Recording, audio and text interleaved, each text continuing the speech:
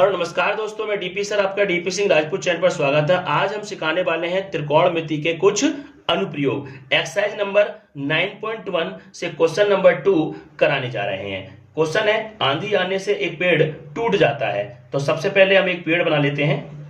ये हमारा पेड़ है ए और बी। आंधी आने से मान लीजिए यहां से टूट जाता है, आंधी आई और यहां से पेड़ टूट गया।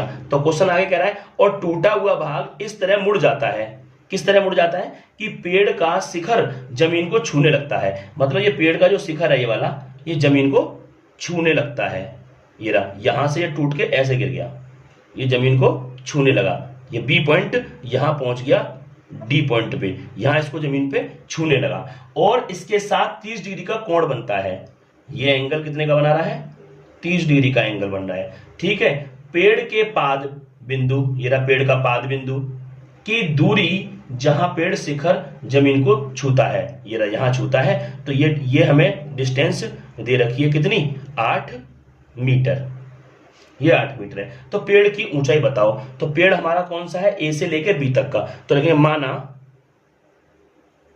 माना पेड़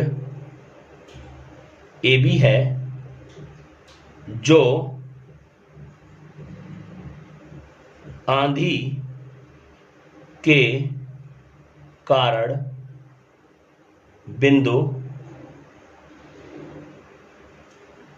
बिंदु सी से टूटकर जमीन के बिंदु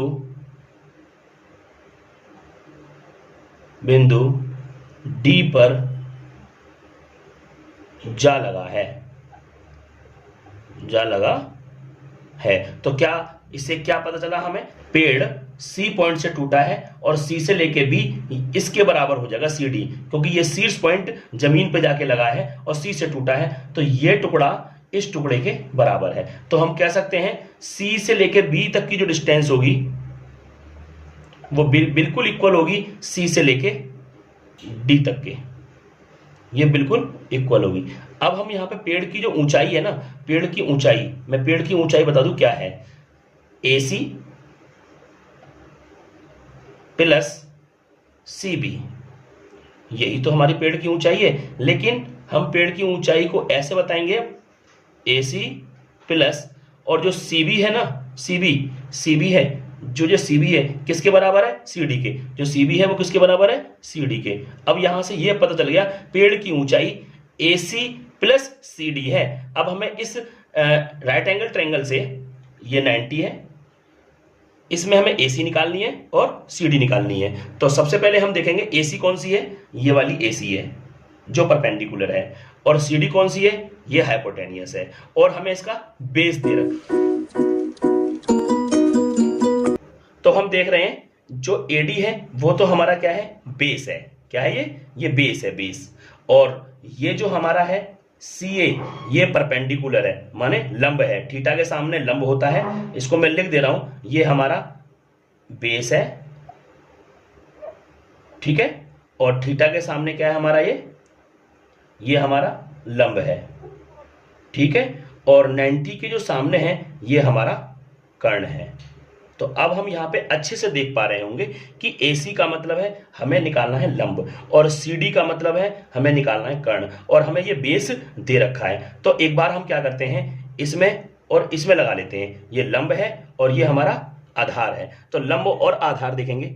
लंब और आधार किस में आता है? tan में आता है। तो यहाँ पे लिखेंगे इन ट्रायंगल CAD, ठीक है। तो यहां पे लगा देंगे हम tan 30। tan 30 क्या है? लंब बटे आधार। तो लंब कौन सा है? ये रहा, लंब है AC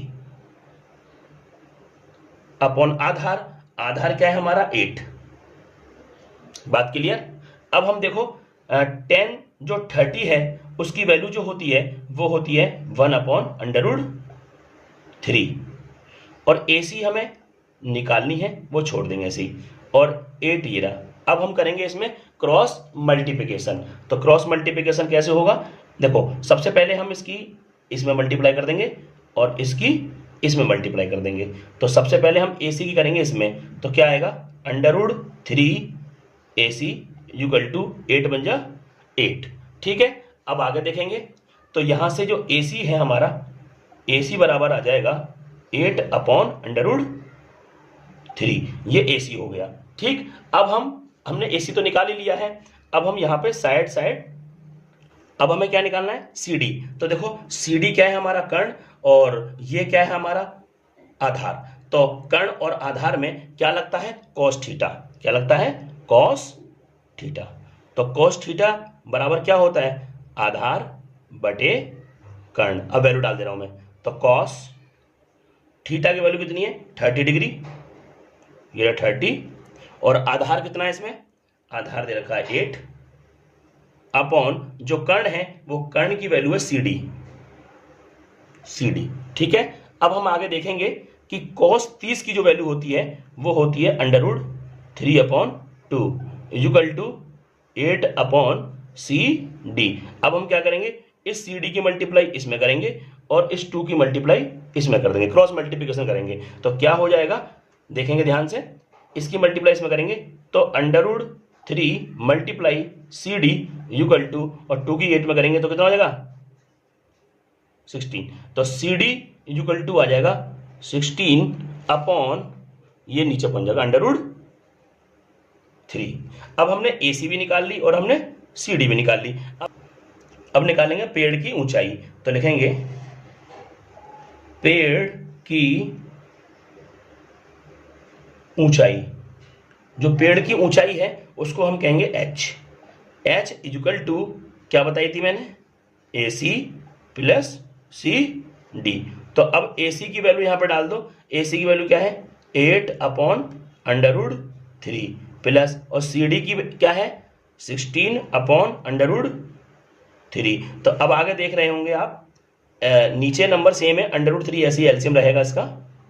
तो ऊपर का बोलो 8 प्लस 16, तो कितना हो गया, इनको ऐड करेंगे तो कितना हो जाएगा 24/√3। अब इसका रेशनलाइज कर देंगे √3 का, √3 से ऊपर मल्टीप्लाई और √3 से नीचे मल्टीप्लाई। तो आप देख रहे होंगे, तो 24/√3 अपॉन √3 की √3 मल्टीप्लाई करेंगे तो रूट से रूट कैंसिल हो जाएगा, क्या बचेगा 3, क्योंकि √3 की √3 से मल्टीप्लाई क्या होती है 3 होती है। अब 3 से ये कट जाएगा, 3 8 जा 24। तो हमारा जो पेड़ की जो ऊंचाई है, फाइनल जो आंसर है हमारा, तो h इक्वल टू वो हो जाएगा 8/3 मीटर।